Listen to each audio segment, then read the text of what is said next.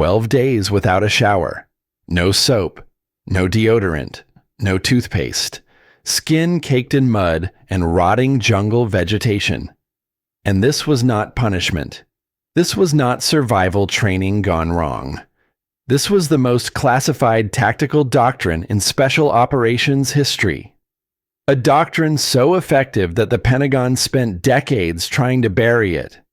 What if I told you that the deadliest soldiers in Vietnam were not American? What if I told you that a small group of Australian operators achieved kill ratios so staggering that U.S. military analysts initially thought the reports were fabricated? What if I told you that their secret weapon was not a gun, not a bomb, not some high-tech gadget, but their own body odor? This is the story they never wanted you to hear. The story of men who transformed themselves into something that was no longer quite human.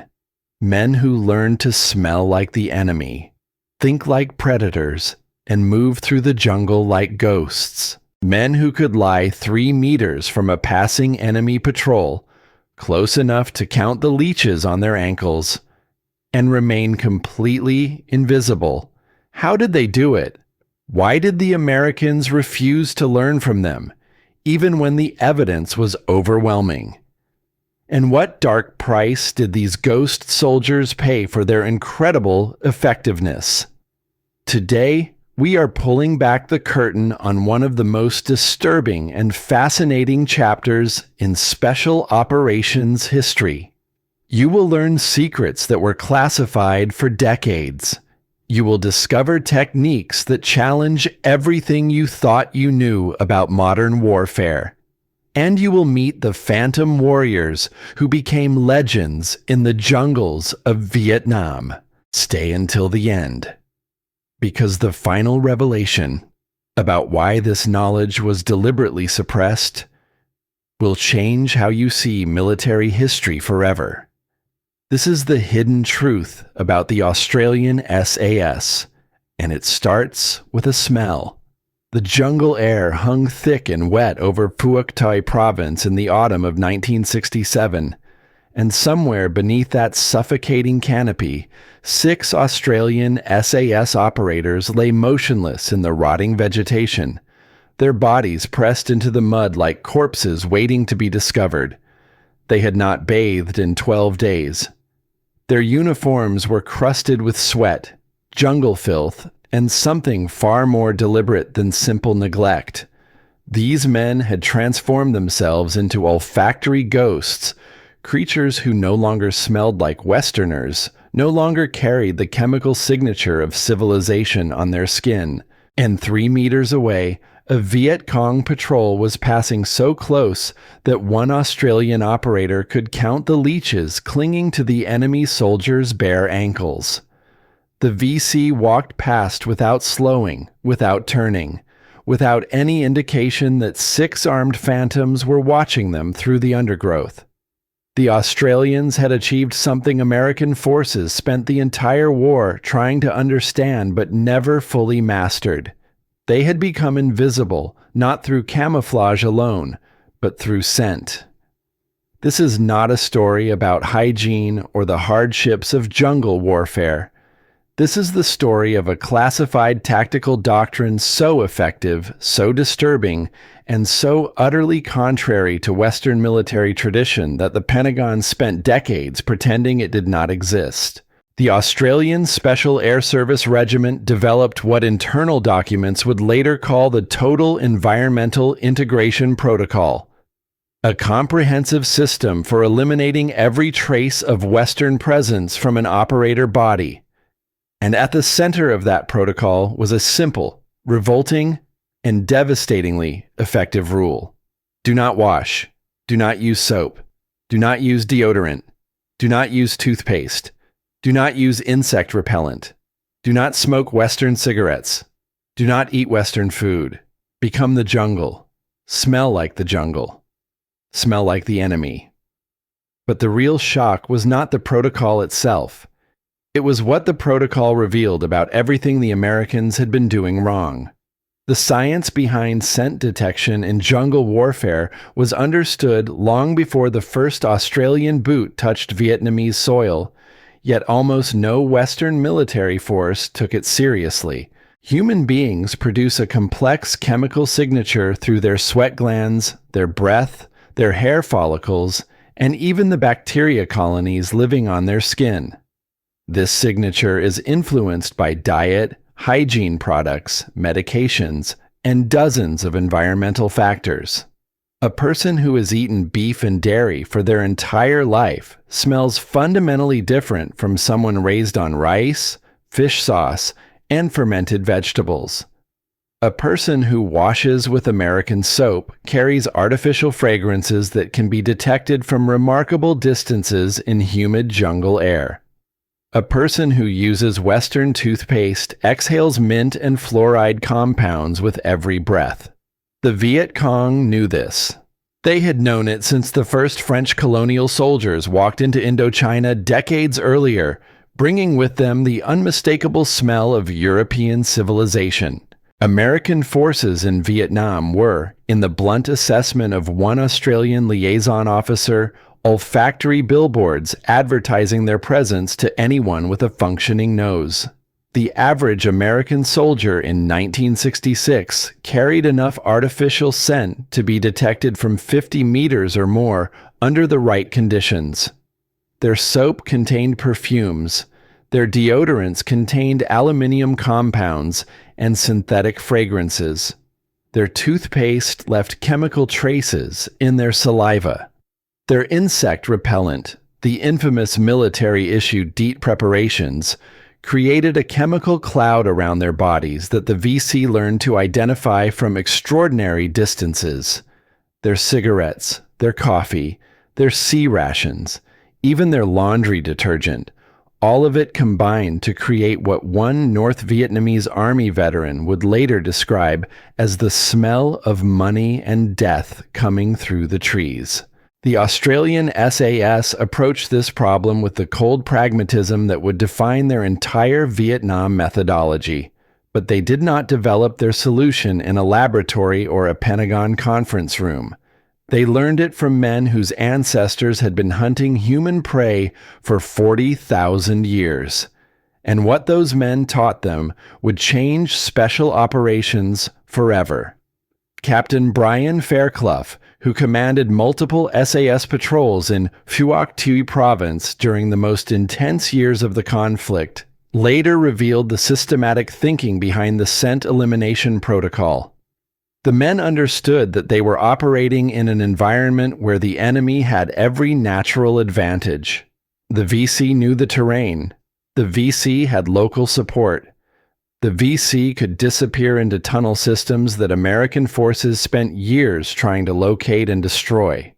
The only way to level that playing field was to become indistinguishable from the environment itself, and that meant addressing every sensory dimension of detection, with smell being perhaps the most overlooked and most critical. The protocol began 2 weeks before any long-range patrol insertion. Operators would cease using all Western hygiene products immediately. No soap of any kind, not even the unscented varieties that the regiment experimented with briefly before determining that even these left detectable residue. No deodorant under any circumstances. No toothpaste, with operators switching to saltwater rinses or simply dry brushing. No shampoo, no conditioner, no aftershave, no cologne, no medicated creams unless absolutely necessary for medical purposes. The men would begin eating Vietnamese food exclusively, purchasing meals from local vendors in Vung Tau or preparing rice and fish sauce dishes at the Nui Dat base. Some operators went further, consuming nuoc mam, the fermented fish sauce central to Vietnamese cuisine, in quantities that made their fellow soldiers avoid them in the mess hall. But eliminating Western products was only the first phase. The second phase was where the transformation became truly disturbing. What the Australians did next would make American observers physically ill, but it would also make them nearly impossible to detect. The SAS called it environmental saturation. Operators would handle jungle vegetation directly, crushing leaves and rubbing the plant material on their skin and uniforms. They would expose their gear to the specific decomposition smell of the Vietnamese jungle, leaving it in contact with rotting vegetation for days before a patrol. Some operators developed personal rituals involving mud baths in streams known to be used by local Vietnamese civilians, coating themselves in the same bacterial colonies and organic compounds that the local population carried. The goal was comprehensive. By the time an SAS patrol inserted into the operational area, they would carry no chemical signature that marked them as foreign. They would smell like the jungle. They would smell like the local population. They would smell, in the most literal sense possible, like the enemy. The psychological toll of this protocol was substantial, and the SAS leadership knew it from the beginning. Men who had grown up in the clean suburban environments of Sydney, Melbourne, Brisbane, and Perth were being asked to abandon fundamental Western concepts of personal hygiene. They were being asked to become filthy in ways that violated deeply ingrained cultural norms. They were being asked to tolerate their own body odor at levels that most people would find physically nauseating. One patrol member from 2 Squadron described the experience in terms that captured both the revulsion and the eventual acceptance. By day 5, you stop noticing your own smell because you become the smell. By day 10, you start finding clean people offensive. By day 14, you cannot imagine why anyone would voluntarily cover themselves in chemicals that announce their presence to every living thing in the jungle. The results were undeniable. Australian SAS patrols operating under the full scent elimination protocol achieved contact-to-detection ratios that astonished American observers when the classified statistics were finally compiled. The numbers were so lopsided that Pentagon analysts initially refused to believe them. Then they sent observers to see for themselves. What those observers witnessed changed their understanding of warfare entirely. In conventional American operations, the enemy typically detected approaching forces between 60 and 70% of the time before visual contact was established. The VC would hear them coming through the noise signature of large unit movements, or they would smell them through the chemical cloud of Western products, or local informants would report their movements through the sophisticated intelligence networks that honeycombed every village in the operational area. American forces were fighting an enemy who almost always knew they were coming. The Australian SAS reversed this equation entirely. Under the Total Environmental Integration Protocol, Australian patrols achieved first detection of enemy forces in over 90% of engagements during certain operational periods. They would locate VC positions, observe enemy movements, count weapons, identify command structures, and call in artillery or airstrikes without the enemy ever knowing they were present. In some of the most remarkable documented cases, SAS operators lay within meters of enemy positions for hours or even days, gathering intelligence that would have been impossible for any force that the VC could detect through scent alone. This was not a marginal improvement. This was a complete inversion of the fundamental dynamics of jungle warfare. The hunters had become the hunted, and the hunted had become invisible predators. But the scent protocol was only one piece of a much darker puzzle. The full picture of what the Australian SAS became in those jungles would not emerge for decades. And when it did, it would force uncomfortable questions about the price of military excellence. The scent protocol did not exist in isolation. It was part of a comprehensive doctrine that addressed every form of detection the enemy might employ. The Australian SAS eliminated noise signatures through movement techniques borrowed from Aboriginal tracking traditions and refined through brutal trial and error in the Vietnamese jungle. They eliminated visual signatures through camouflage practices that went far beyond standard military issue, including the famous face paint formulas developed specifically for the regiment and never shared with Allied forces. They eliminated electromagnetic signatures by operating without radios for extended periods when necessary, communicating through hand signals and predetermined movement patterns. And they eliminated the pattern signatures that VC intelligence analysts had learned to recognize in American operations, varying their patrol routes, their rest schedules, their insertion methods, and their extraction timings to prevent predictive analysis. The scent element was simply the most alien to Western military thinking, and therefore the hardest for observers to understand and replicate. Major General Tim McCowan, who served with the SAS in Vietnam before rising to command Australian Special Operations, later provided context for why the scent protocol proved so difficult for American forces to adopt, even when its effectiveness was demonstrated repeatedly. The American military-industrial complex had spent decades convincing soldiers that cleanliness was essential to health, morale, and combat effectiveness. The entire logistics system was designed around regular resupply of hygiene products. The medical establishment warned constantly about the disease risks of poor sanitation. Asking American soldiers to abandon these deeply embedded practices was like asking them to forget how to walk. It violated everything they had been taught about being a soldier. The Australians came from a different tradition entirely.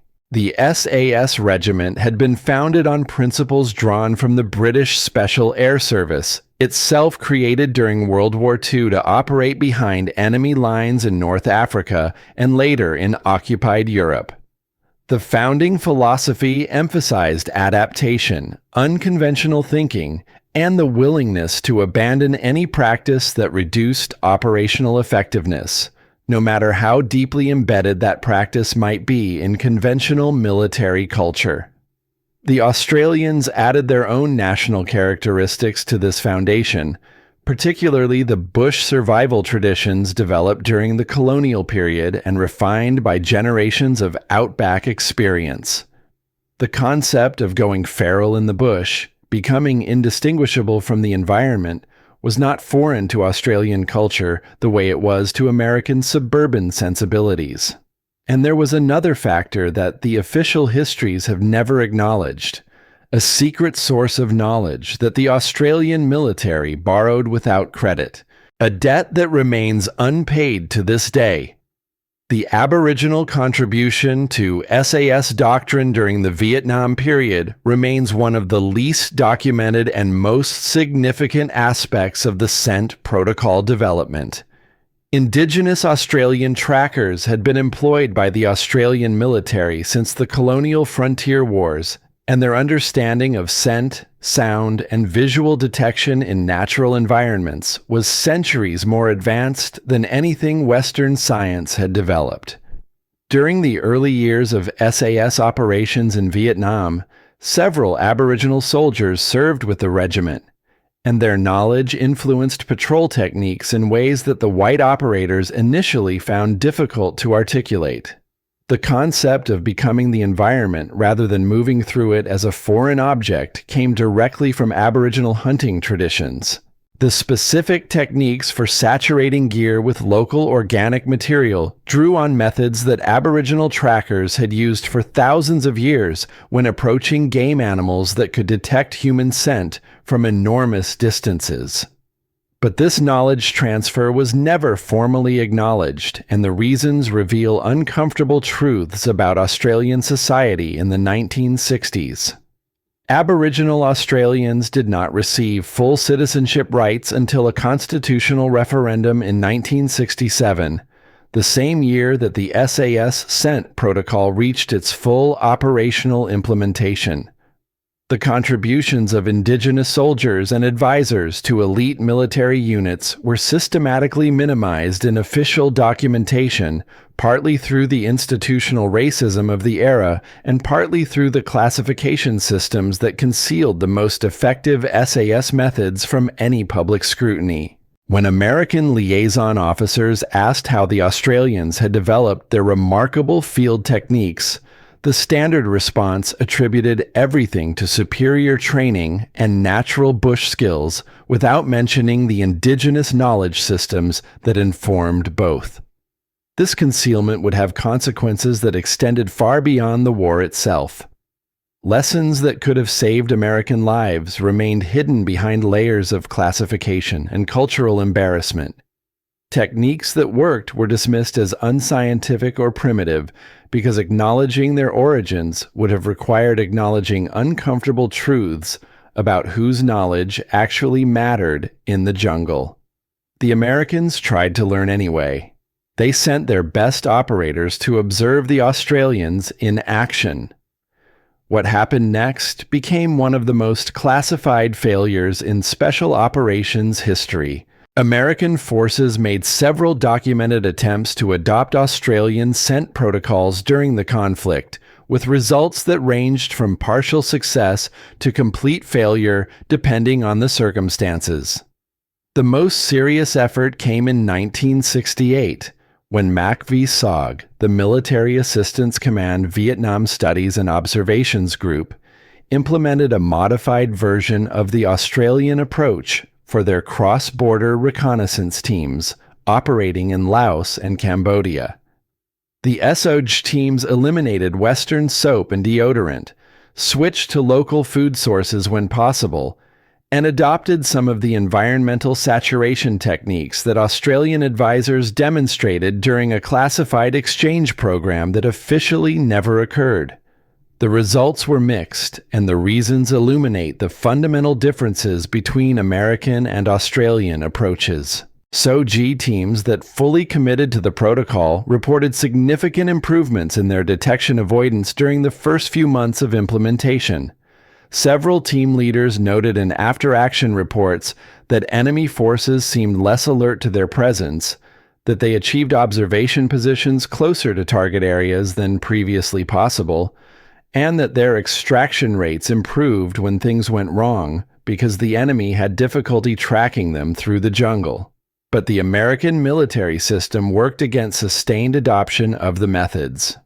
Resupply chains continued to include hygiene products that team members used during stand-down periods, forcing them to begin the scent elimination process from scratch before each mission.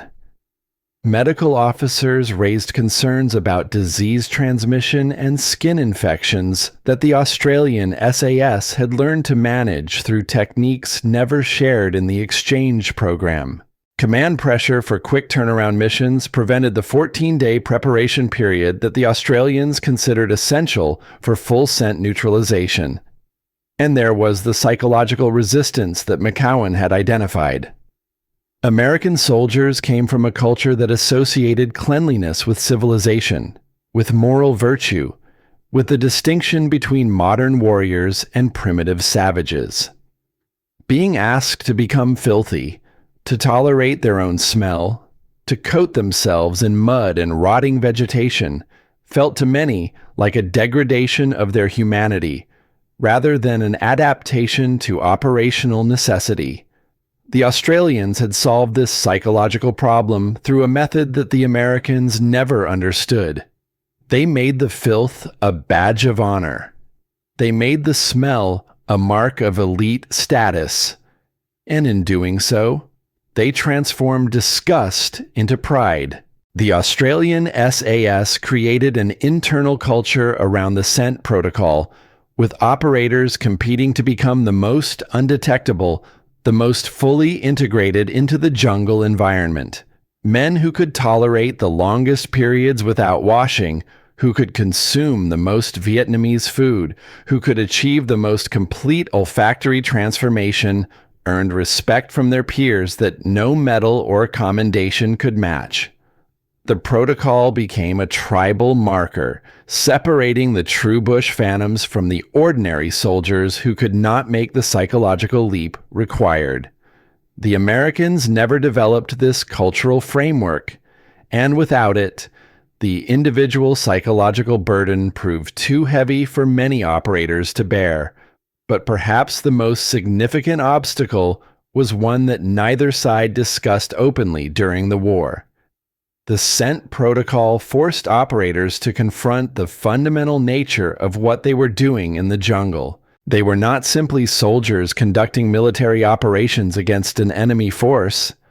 They were hunters pursuing human prey through an environment where every sensory advantage could mean the difference between success and failure, between life and a violent end. The transformation into something that did not smell human was also, at a deeper psychological level, a transformation into something that did not think of itself as bound by the normal rules governing human behavior. This is where the story takes its darkest turn. Because the men who mastered the scent protocol did not stop at smelling like the enemy. They began to think like predators, and predators do things that civilized soldiers are not supposed to do. The SAS operators who mastered the scent protocol often reported that it changed how they perceived themselves and their mission. They were no longer Australian soldiers fighting Vietnamese communists. They were apex predators operating in an environment where the ability to approach prey undetected was the supreme survival skill. This psychological dimension helps explain some of the more disturbing practices that would later become the subject of war crimes allegations against Australian forces. The cut boot ritual, in which SAS patrols sometimes severed the feet of eliminated enemy combatants to obtain footwear that would leave no foreign tracks in the jungle, connected directly to the philosophy behind the scent protocol. If you could not smell Western, you should not leave Western boot prints either. The body display practices, where VC remains were sometimes positioned in psychologically disturbing configurations to intimidate enemy forces, drew on the same willingness to operate outside normal moral boundaries that the scent protocol required. The interrogation techniques that Australian forces employed when capturing enemy personnel reflected a mindset that had already accepted extreme measures as necessary for operational success. None of this is to suggest that the scent protocol caused war crimes or that hygiene practices determined moral choices. But the total environmental integration protocol was never simply about avoiding detection through smell. It was part of a comprehensive transformation that the SAS demanded from its operators. A transformation that required abandoning civilian concepts of appropriate behavior, civilian standards of hygiene and comfort, civilian moral categories about what constituted acceptable warfare. The men who emerged from those jungles were not the same men who had entered. Some of them never fully returned to civilization. And the Australian government would spend decades trying to understand what had been done to them. The men who lay in the mud for 12 days without bathing, who rubbed rotting vegetation on their skin, who consumed Vietnamese food until their body chemistry changed, were undergoing a process designed to make them more effective than any conventional soldier could be. And that effectiveness came at costs that the Australian government would spend decades trying to understand and address.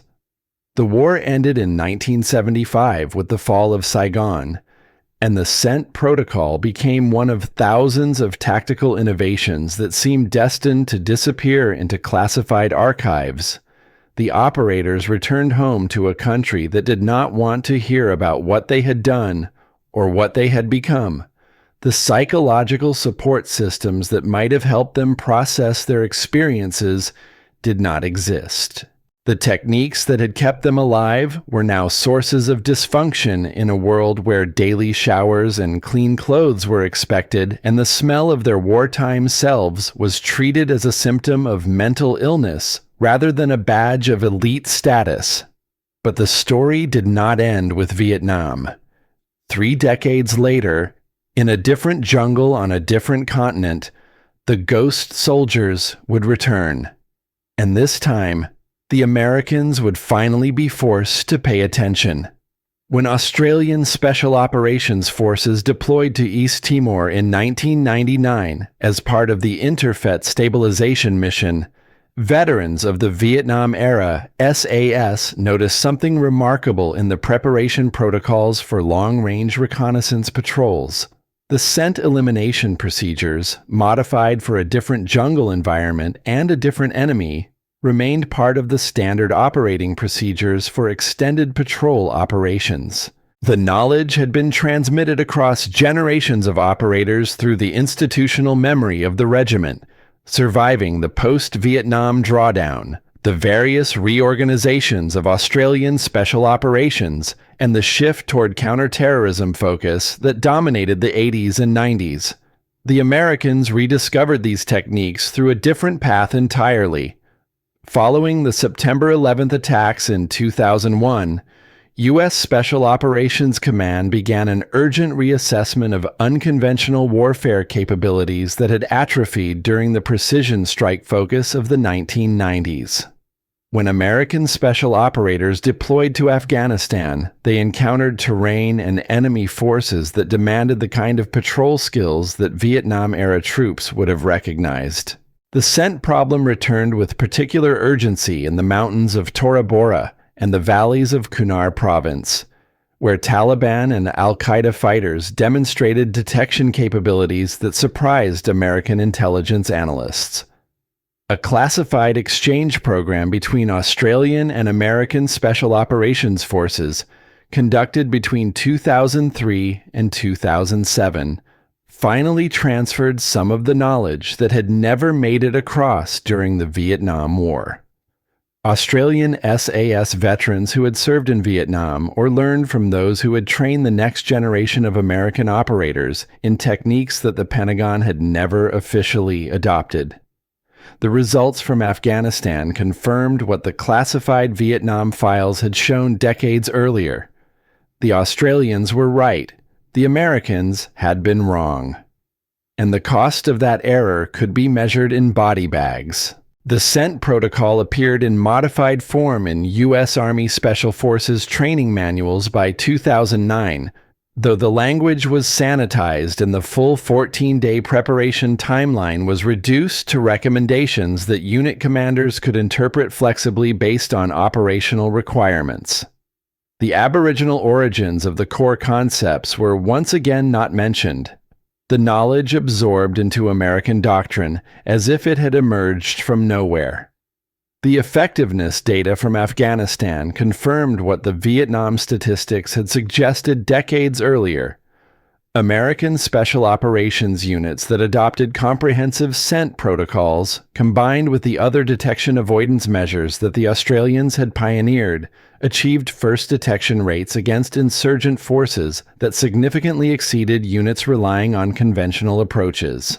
The differences were most pronounced in long-range reconnaissance and surveillance operations, exactly the mission profile where the Australian SAS had developed the original techniques.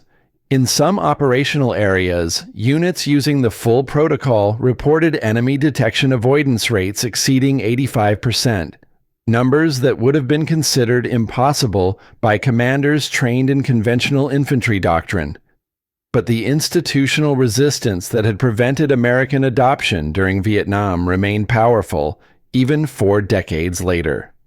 The American military culture of the early 21st century was, if anything, even more focused on technological solutions and less comfortable with techniques requiring physical discomfort and psychological adaptation. The generation of American soldiers deploying to Afghanistan had grown up with even higher standards of personal hygiene than their Vietnam-era predecessors. The medical establishment raised the same concerns about disease transmission and skin infections. The logistics system remained designed around regular resupply of hygiene products. And the operational tempo of the War on Terror, with its emphasis on quick raids and precision targeting, often prevented the extended preparation time that comprehensive scent elimination required.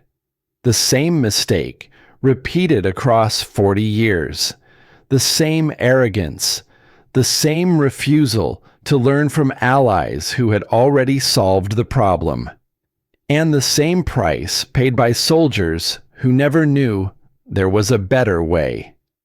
The Australian approach remained more successful, partly because Australian forces maintained smaller footprints and longer patrol cycles than their American counterparts. When Australian SAS elements operated in Afghanistan, they continued to employ scent protocols derived directly from the Vietnam-era doctrine. Their patrol durations were typically longer than American equivalents, allowing full benefit from the detection avoidance measures. Their resupply chains were designed to support the protocols rather than undermine them, and their institutional culture continued to treat the transformation into undetectable bush operators as a mark of elite status rather than an unpleasant necessity to be minimized. The comparative statistics from Afghanistan were never released publicly, but they circulated within special operations communities on both sides of the Pacific. Australian units operating in comparable terrain and against comparable enemy forces achieved detection avoidance rates that consistently exceeded American units by margins that could not be explained by terrain, intelligence, or operational luck alone. When American commanders asked what the Australians were doing differently, the answers that came back often began with the same element that had distinguished Australian SAS operations 40 years earlier. They smelled like the environment. They smelled like the local population. They did not smell like Westerners. This brings us to the question that Pentagon analysts have been avoiding for half a century. A question so uncomfortable that entire careers have been built on not answering it.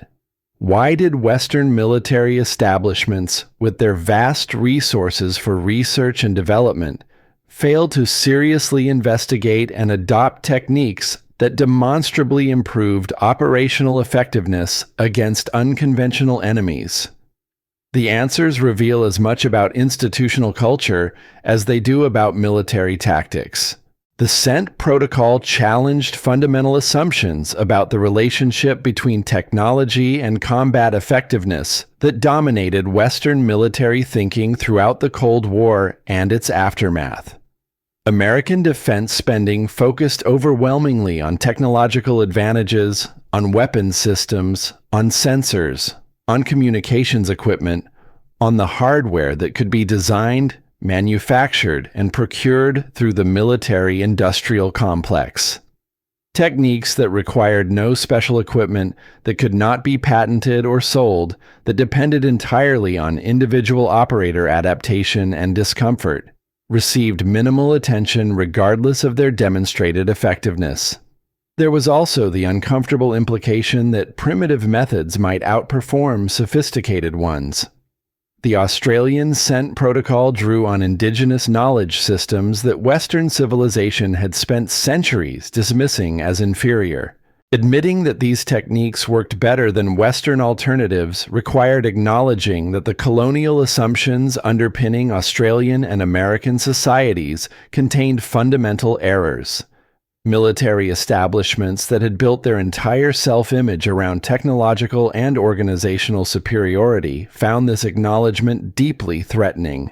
It was easier to classify the Australian results, to attribute them to special circumstances, to find reasons why the methods could not be replicated at scale, than to confront the possibility that Western military doctrine had overlooked something essential.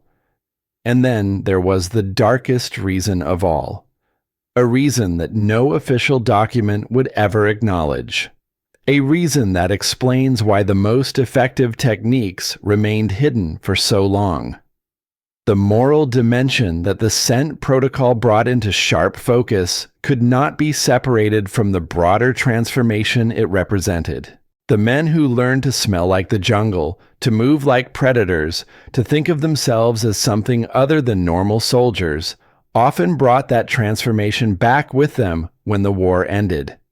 The psychological consequences of the SAS approach to Vietnam warfare, including but not limited to the scent protocol, manifested in ways that Australian society would struggle to address for decades.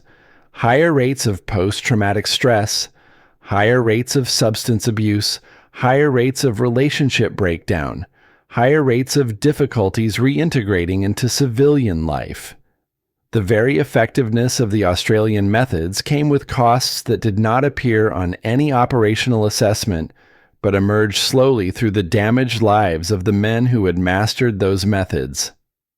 The American military, observing these outcomes, may have calculated that the psychological risks of widespread adoption outweighed the tactical benefits. This calculation, if it was made consciously, reflected the different scale at which American and Australian forces operated. The Australian SAS fielded hundreds of operators during the Vietnam War. The American military deployed hundreds of thousands of troops. Techniques that were sustainable for a small elite unit might become catastrophically problematic if adopted across a force of that size. The psychological support systems required to help operators recover from the transformation might not scale effectively. The institutional culture required to frame the experience positively might not transfer to conventional units. But these explanations, however plausible, cannot entirely account for the persistent failure to even study the Australian methods systematically. The real reason may be simpler and more damning. Someone decided that American pride was more important than American lives. And that decision was never revisited, never questioned, never held accountable. The Pentagon conducted extensive research on almost every aspect of Vietnam operations. Billions of dollars flowed into assessments, analyses, lessons learned studies, and doctrinal revisions. Yet the Australian scent protocol received minimal attention in official research programs. The few studies that did examine Australian methods were classified at levels that prevented dissemination even within the special operations community. And when individual American officers attempted to publish analyses of Australian techniques for professional military education, they encountered resistance that suggested someone, somewhere, did not want these lessons widely known. One possible explanation emerges from the classified comparison studies that the Pentagon conducted during the war. If the Australian SAS achieved kill ratios and detection avoidance rates that significantly exceeded American units, acknowledging this publicly would have raised questions that military leadership preferred to avoid. Questions about why American troops were being exposed to higher risks than necessary. Questions about whether American tactical doctrine was fundamentally flawed. Questions about the value of the massive expenditures on military equipment if simpler methods worked better. The classification of Australian operational data may have served to protect not just the methods themselves, but the institutional assumptions that acknowledging those methods would have threatened. The story continues into the present day, and the final chapter has not yet been written, because the enemies of tomorrow are already developing countermeasures. And the ghost soldiers may soon find that their oldest trick no longer works. What can be said is that scent management has become an established element of special operations doctrine across Western military forces, though the comprehensiveness of implementation varies dramatically between nations and between units. The Australian SAS and its successor organizations maintain the most rigorous protocols, continuing the tradition developed in Vietnam and refined through subsequent conflicts. American Special Operations units have adopted elements of the approach, particularly for long-range reconnaissance missions, but the full 14-day preparation timeline remains rare outside the most elite formations. As military technology continues to advance, New detection methods threaten to make the scent protocol obsolete or require its evolution in unpredictable directions. Chemical sensors capable of detecting specific human biomarkers are already in development and will eventually be deployed by adversary forces. Genetic analysis of environmental samples might someday allow identification of individual operators from skin cells or hair follicles left at observation positions. The cat-and-mouse game between detection and evasion that the Australian SAS played so successfully in the jungles of Vietnam will continue in new forms and new environments, and the lessons of the scent protocol will need to be adapted rather than simply applied. But the core truth that drove the original development remains as relevant as ever, a truth that cost thousands of lives to learn. A truth that military bureaucracies still struggle to accept. The jungle does not care about your technology. The jungle does not care about your training. The jungle does not care about your national pride or your institutional assumptions or your cultural discomfort with becoming dirty. The jungle only knows what it can detect through the senses that evolution has refined over millions of years. If you smell like a foreigner, you will be detected. If you smell like the jungle, you become part of it. The Australian SAS understood this truth and built an entire operational philosophy around it. The Americans struggled to accept this truth and paid the price in detection rates, in casualty figures, in operational failures that might have been avoided. For the men who actually lived the scent protocol, the experience left marks that no official history could capture. Veterans of Australian SAS patrols in Vietnam describe the smell of their own bodies during extended operations with a mixture of disgust, pride, and nostalgia that civilians find difficult to comprehend. They remember specific missions where the protocol saved their lives, moments when enemy forces passed within arm's reach without detecting them, successful extractions from situations that should have been fatal. They also remember the psychological toll, the feeling of becoming something other than human, the difficulty of returning to a world where daily showers and clean clothes were expected, and the smell of their wartime selves was treated as a symptom of dysfunction rather than a badge of elite status. Some of those men are still alive today. Some of them still cannot shower without remembering. Some of them still wake up smelling the jungle. And none of them have ever received official recognition for what they endured. Some veterans developed permanent changes in their relationship with hygiene and personal care. Men who had spent years training themselves to tolerate their own smell, to accept filth as a survival necessity, sometimes found it difficult to readopt the hygiene standards of civilian life. The psychological conditioning that made the scent protocol tolerable did not simply switch off when the uniform came off. For some, the lingering effects manifested as difficulty maintaining personal relationships, as partners found their hygiene standards disturbing. For others, the effects went in the opposite direction, with obsessive cleanliness emerging as a reaction against the wartime experience. The SAS received little support for addressing these issues in the decades immediately following Vietnam, and the specific psychological consequences of the scent protocol were never studied systematically. The lessons of the scent protocol extend beyond military tactics to questions about how organizations learn, how knowledge transfers between cultures, and how institutional biases prevent adoption of effective practices that challenge established assumptions. The Australian SAS developed a technique that worked. The Americans observed that technique, documented its effectiveness, and largely failed to adopt it despite decades of evidence and multiple opportunities for knowledge transfer. The reasons for this failure include cultural factors, institutional factors, psychological factors, and political factors that had nothing to do with the tactical merits of the technique itself. Understanding how this happened might be as valuable as understanding the technique, because the pattern repeats across many domains where effective practices fail to spread despite clear evidence of their value. 6 men lying motionless in the mud. A Viet Cong patrol passing 3 meters away.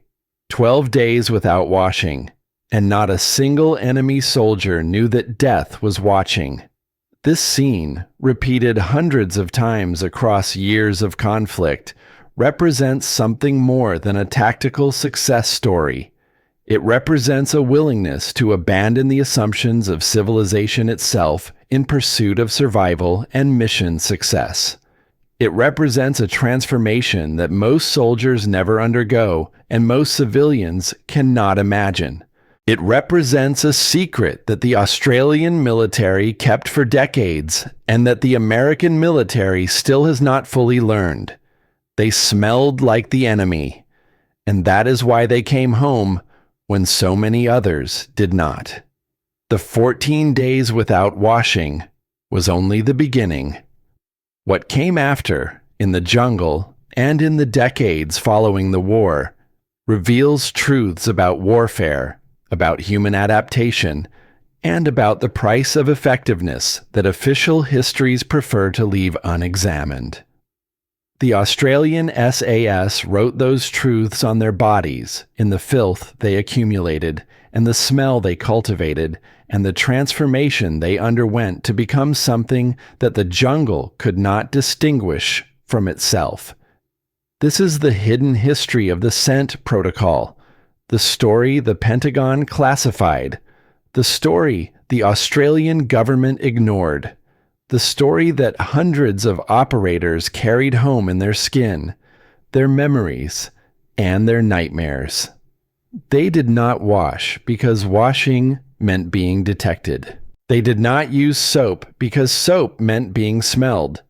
They did not maintain the hygiene standards of their upbringing because those standards were designed for a world where human predators did not hunt human prey through jungle environments optimized for sensory detection. They became something else, something that their enemies could not locate and their allies could not fully understand. And in becoming that something else, they achieved results that 4 decades of technological advancement and billions of dollars in military spending have never been able to replicate through any other means. The smell of the jungle, the smell of decay, the smell of men who had stopped being entirely human in pursuit of becoming entirely effective. That was the Australian SAS in Vietnam. That was the secret that the Pentagon classified and the military historians ignored, and the special operations community transmitted quietly from generation to generation. That was why 6 men could lie in the mud while enemy soldiers walked close enough to touch, and the enemy never knew they were there. Because they smelled like the enemy. Because they smelled like the jungle. Because they smelled like ghosts, and ghosts do not leave survivors to tell the tale.